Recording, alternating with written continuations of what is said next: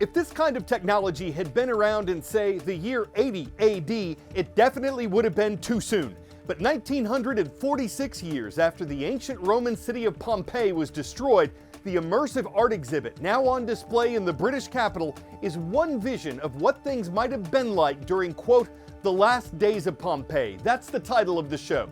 It's a recreation. Think historical fiction that's related to a real event, but not necessarily how things actually were. And it isn't all about the destruction. It gives glimpses of imagined Roman life, the business of the people who stayed behind in the city, even as Mount Vesuvius rumbled with earthquakes before blowing its top and burying Pompeii for centuries under an ocean of ash. It serves as a reminder of the potent destructive force of nature that remains active in Italy almost 2 millennia later.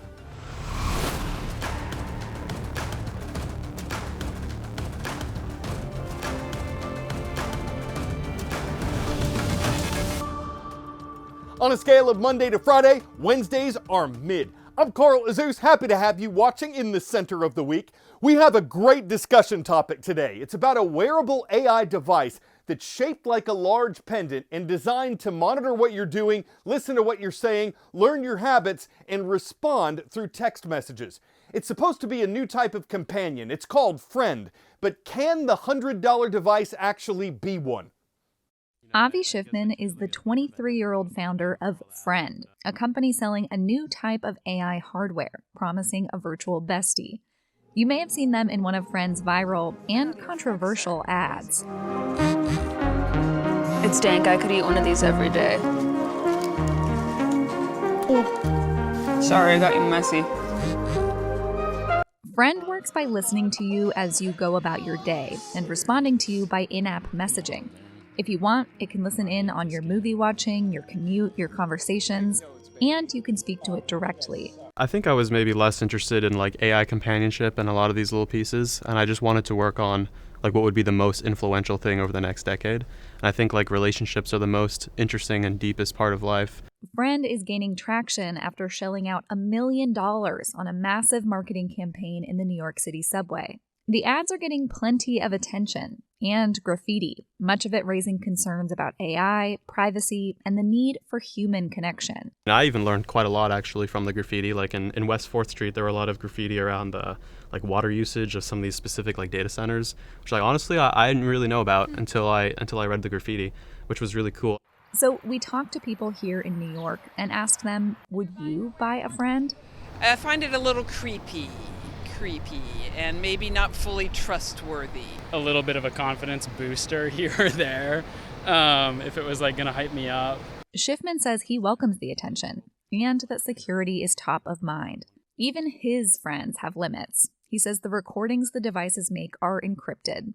You can stop the recording. And if you physically destroy one, you can't access its data elsewhere. I decided to try it out for myself. Clifford, I've been having a hard time thinking about what I want to talk to you about. What do you recommend we talk about? So now it's thinking. Still thinking.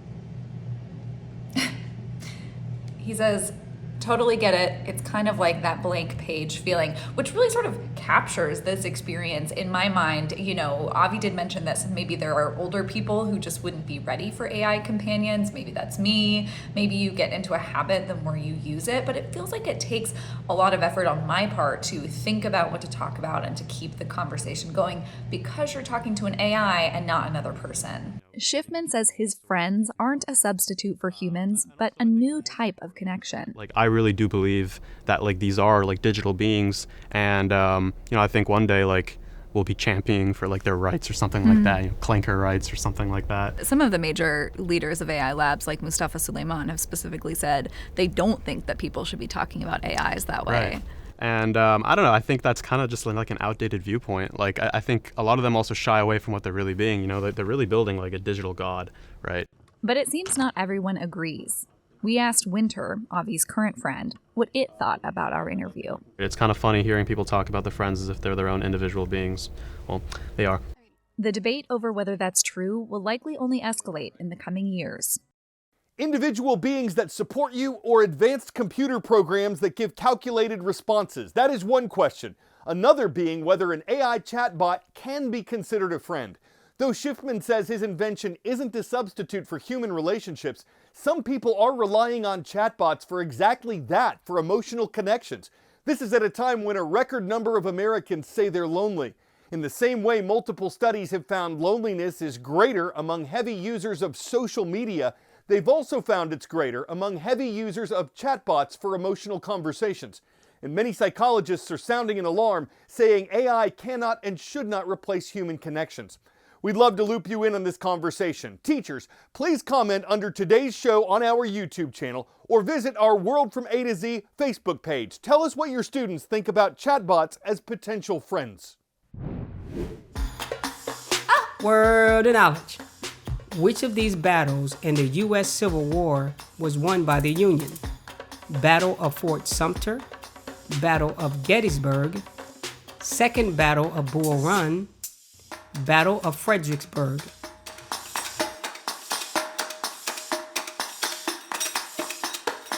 Fought in early July of 1863 and considered a turning point in the war, the Battle of Gettysburg resulted in a Union victory.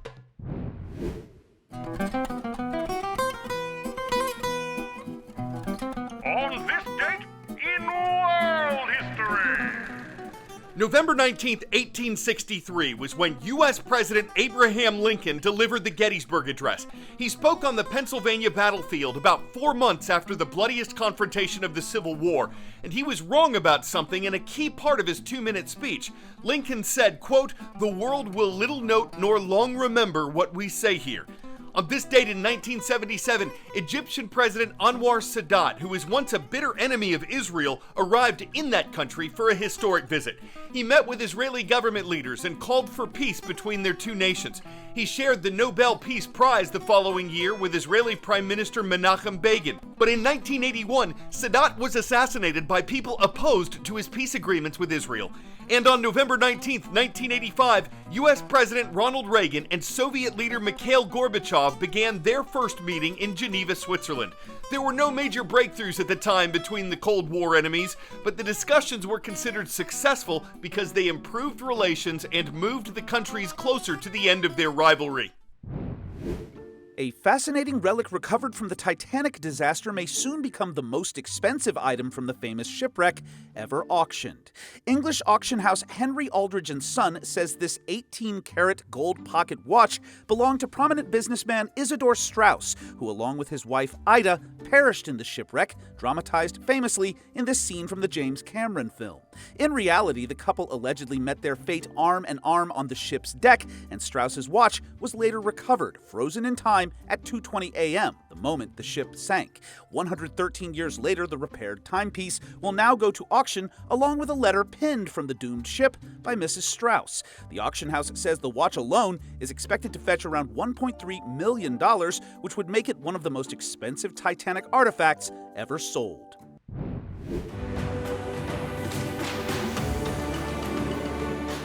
Starting in a nation located between Turkey and Azerbaijan, we heard from the British International School of Armenia this week. Great to see the students and teachers watching from Yerevan, the capital of Armenia.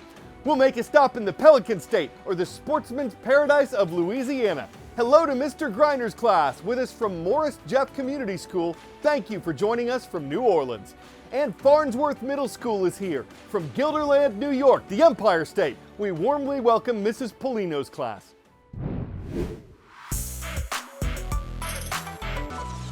California marine officials recently and ingeniously reunited a wayward otter pup with its mother.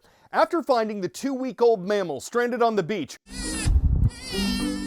rescuers recorded those very cries from the pup, sailed out into the bay, and played the sounds over a Bluetooth speaker for about 2 hours. Once Mama Otter heard the cries and followed the boat, rescuers floated the pup in the water so Mama could pull it onto her stomach and take it home.